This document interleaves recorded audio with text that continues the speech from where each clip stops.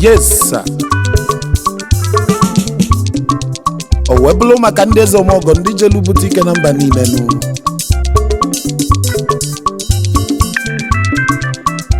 Asị na o jide onye mmadụ nke oge eli akọ ya. Yes sir. Ewo ndị eze omogo. Ndị eze omogo fajelu bute ike. Ndị eze omogo fajelu bute ike. Akachukwu diva na ruga munu. Ndị eze omogo fajelu bute ike. Ndị eze omogo fajelu bute ike. Akachukwu diva na runu. Akachukwu diva na runu. Na kafaji we kalisia n'obodo. Ana maka kana juo.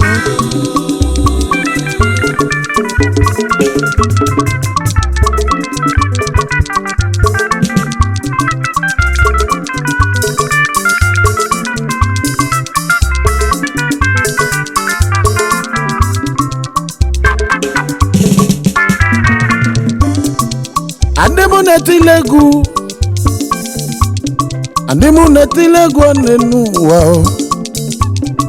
Umu Igbo basilike kamu netilegu. Igbo jembe nwilo. Andi eze omogo, andi Chukwu gozila gozinu. Fajezilu mba dị iche iche weluze webulike. Obodo kwolivaka. Fajelu mba dị iche iche na fajelu America. Fanozi Asia kaneku. Fano Europe linole. Ụfọdụ na Arab countries na mụ na-ekwu.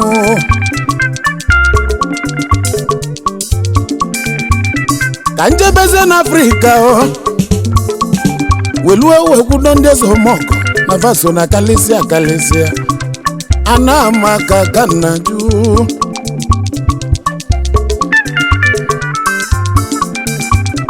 Ozigwego chi nyeluva. Ikechi bụ nyeluva kafaji omogo. Agbazi aka omogo ka mụ na-ekwu. Ndị eze omogo na vaso na kalisia. Nani ndị Chukwu gozila gozinu. Orobodo ekwetego na vaso webili.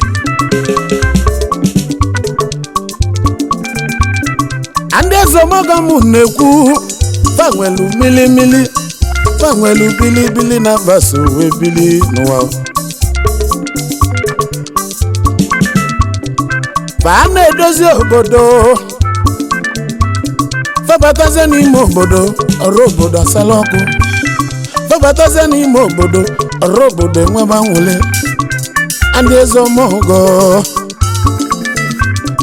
Fa na-agbapụ mmiri. Fa na-edozi ụzọ.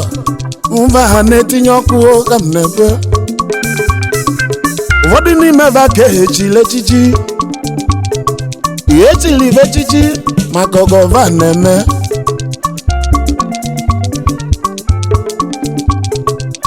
Melunji nesi anya n'enu ụwa. Wesi ka ngwọlụ egwu. Ka ngwọlụ ndị eze omogo egwu. N'ọdịrọ vele mancha. Wo jide onye mmadụ. Nke ogeli akọnia. Aka ogeli akọnia. Weze omogo ga-abịa ụwa ọzọ ka mụ na-agụ.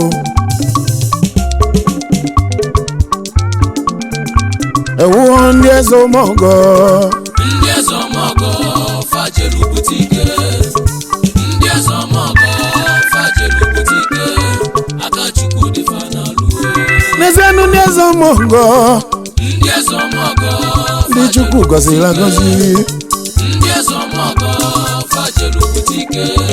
Akachukwu diva na runu. Akachukwu nọ n'ọba na rụ ka mụ na-ekwu. Va nweli Igbo bụ we kalisia. Anesi ndị nweli Igbo bụ ngo ka mụ na-agụ. Akachukwu nọ diva na rụ.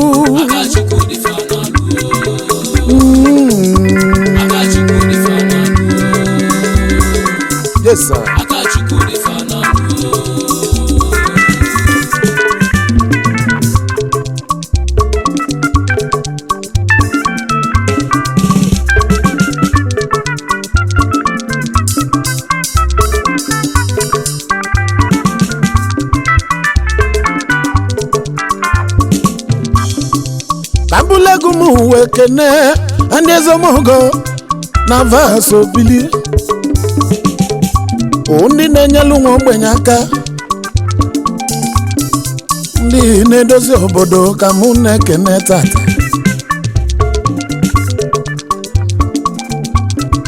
His Royal Majesty Ezodi Akachukwu CEO Hemishkas Austin, Texas, United States of America. CEO Odonko Plaza, number 7 West Russia Street, Ikenebu, Owerri, Imo State. Our future Imo State Governor, ex-president of Confidence Friends Club in Dakar, Senegal. Ezodonko na Dakar, Senegal. Onataradike Manisunjaba. Karisia na Austin, Texas, United States of America. Osimu bulegu mukene lolo yanu. First Lady Lolo Ugeze Ifenyi Nwachukwu jiwu. Osodi eme. Ndị anyị ka mma na bara anyị mba. Ndị duru oji mmadụ Isu Obishi Isu in Imo State, Nigeria. Long live Ezodonko. American based nido so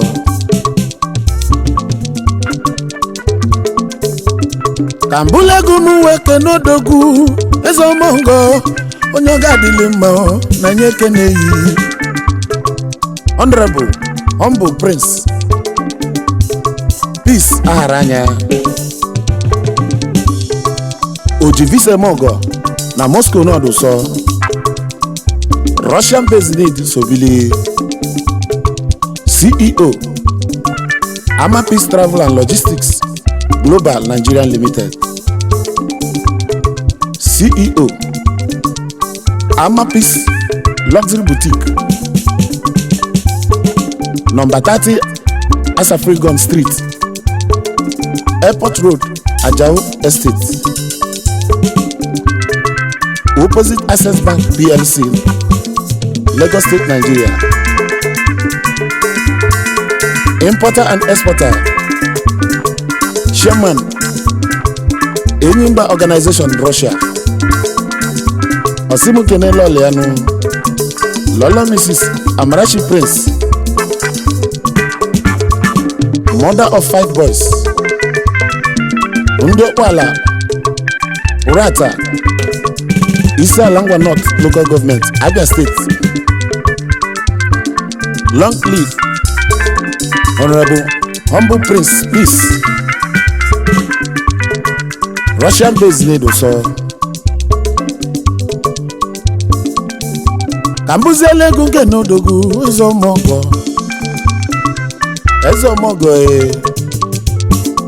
Ogwefi Obinasi Okonkwo, Obi Coastal Road, Gambia. Ezi nwanyi dị aso n'Enugu Ajaishi, Ekwusigo Local Government, Anambra State. The youngest landlord na Gambia. CEO Odimas Concept Nigeria Limited. CEO Obio Konkwa Investment Nigeria Limited. CEO of Obilong Global. CEO of Sidon Investment. Co-dealers in all kinds of auto spare parts, trucks, cars, electric cars, building materials. Vice Chairman of Ekwusigo Family Association Gambia. A member of Igbo Community Gambia. A member of Anambra State Indigenous Association Asia. The first treasurer of Young Dynamic Friends Club. Eje boutique number Nile. Eje boutique number Dubai. Germany, Cambodia, Pakistan, Thailand, Kenya, Istanbul, Turkey, Lebanon, Morocco, India. Osimu kenelo leanu Lola Mrs. Uju Ezinwanne Okonkwo Osodebe Nwade Nwanime the First Lady Sidon Agunwanyi na Gambia Long live Sidon Ndenugu Ajaishi Ekwusigo Local Government Anambra State, Nigeria Gambia base Osimbulegu mkeneli ezigbo nne ofulu n'anya nụ Chief Sir W.O. Okonkwo Ishi anyị dị asọ na Ishi Ekwusigo Local Government Anambra State Mukene kweli ezigbo nne nụ Mother Lady Florence Onyebuchi Okonkwo may her gentle soul rest in perfect peace. Amen. Kambuleku muge nonye chichi Chief Emis Ike Ohaneze ndị Igbo na Dakar, Senegal CEO Abana Autos Mercedes-Benz importer and exporter of all kinds of motor spare parts in Dakar, Senegal. Agu Nation #1 Enugu State in Dakar, Senegal. Ojule Mogo na Dakar, Senegal. Chairman of Dakar Importers Association in Dakar, Senegal, West Africa. Pillar of Igbo Welfare Association, Dakar, Senegal. Member of Dakar Pioneers in Dakar, Senegal. Osimu kene Lolo Beatrice Uchechukwu Ugezumba Ondezago in Enugu State, Nigeria. Ejebuti Kanamba Nine. Long live Ahaneze ndị Igbo na Senegal. Senegal based Nido so Ewu ndị ezomogo fajelu butike ndị ezomogo fajelu butike Akachukwu dị fanaluo Nezenu ndị ezomogo ndị Chukwu gọziri agọzi ndị ezomogo fajelu butike Akachukwu dị fanaluo Akachukwu nọ n'ọba na ruka mụ n'ekwu Vanweli Igbo bo wekalisia Anesi ndị nweli Igbo bo ngo ka mụ na-agụ Akachukwu nọ dịba na ru Akachukwu dị fanaluo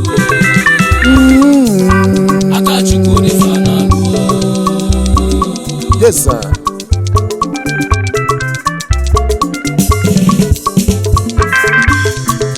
Akene no dogu honorable no gadilili Honorable Michael Ifeanyi Udokalo Esora Maruzo, one of Ebomo Hafia, Abia State, Nigeria. Atiku General Atinganga the Ohafia first son in Accra, Ghana. The Prince of Udumeza Ohafia in Accra, Ghana. The Speaker of Undigbo Assembly International in Accra, Ghana, West Africa. The first Obere in Dakar, Senegal. CEO Atibaba Global Worldwide. CEO iFirst Company Limited. CEO iFirst General Merchants and Services Limited. Osimu kene Lola Mrs. Oluchi Michael Udokalo Akaru Ugonwanyi na Umuoku Ekura Uzo Town Ahiazu Mbise Anya Diaji Afuzo Akonwanyi CEO Asa Best Enterprises, Accra, Ghana, West Africa. Ndị ebe ma Ọhafịa, Abia State, Nigeria. Long live Esoro Amara Ụzọ 1 n'ebe ma Ọhafịa, Ghana based alụ ọlụ. His Royal Highness Eze Omogo n'oga dịlị gị mma. His Royal Majesty Eze Dr. Gabriel Chimemma Mba,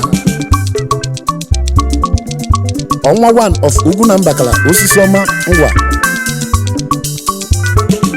Ọnwa 1 of Nnato, Eze Chimeremma 1 of Chimeremma Kingdom, Eze Abia of Senegal, Obaratule Dibia, CEO of Gabito Global Resources Nigeria Limited, the founder of Nnato Development Union, Dakar, Senegal, founding founder Umunnochi Progressive Union, Dakar, Senegal. Osimu kenele olea Lolo Mrs. Ifenyinwa Juliet Mba, Ugeze Abia, Ndị Abia State, Nigeria. Long live Eze Ndị Abia na Senegal. Senegal based need so.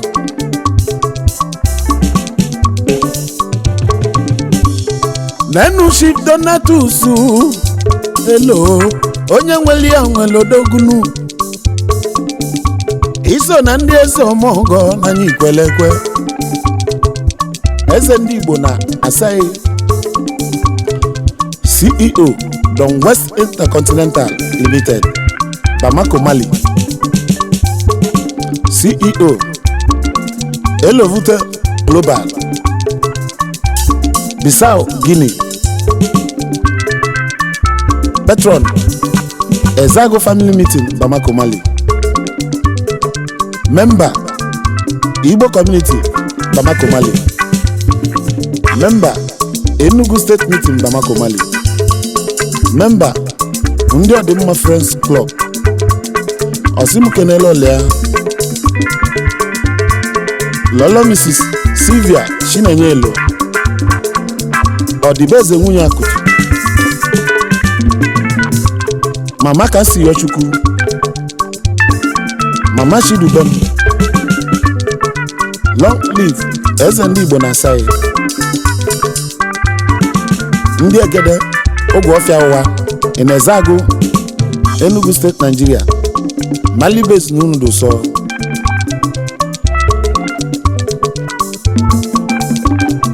The social promoter Inelanya no so nezo Mongo Dalo, Mr. Iwuze Uche Nelson, Enyudo Kama, Elder Umumbieri na Senegal, Uche Mbaye na Senegal, Uche Boas na Lisbon, Portugal, Obakari Oji 1, Azụaka enwe nkwukwuwa, Ogbuere ụzọ ndị egwu Igbo High Life na mba niile, an international music promoter worldwide.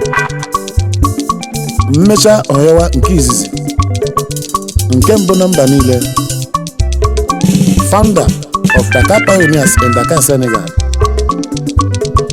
founder of Ndị Ọdịmma United Friends Club, founder of Akaraka Friends Club, Gambia,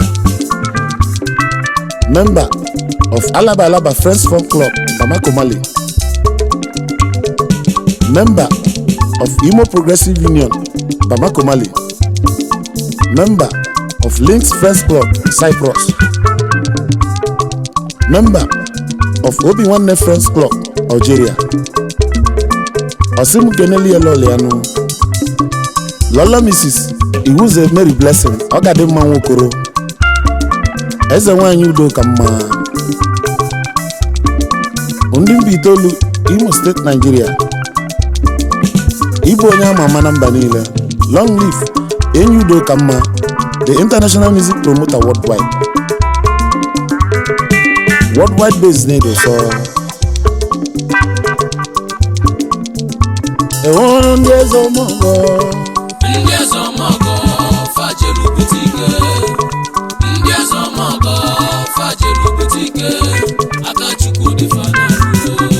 fajelu butike na mba niile ndị eze ọmọgọ ọrụ obodo wee gbaka ndị eze ọmọgọ fajelu butike Akachukwu dị fanalu Akachukwu nọ dịva na runu Akachukwu dị fanalu nyakafa ji bulikenu Akachukwu dị fanalu nyakafa ji wee kalisi ya n'obodo Akachukwu dị fanalu n'ezi ndị na-ekili ekili Akachukwu dị fanalu fajelu bulike na mba niile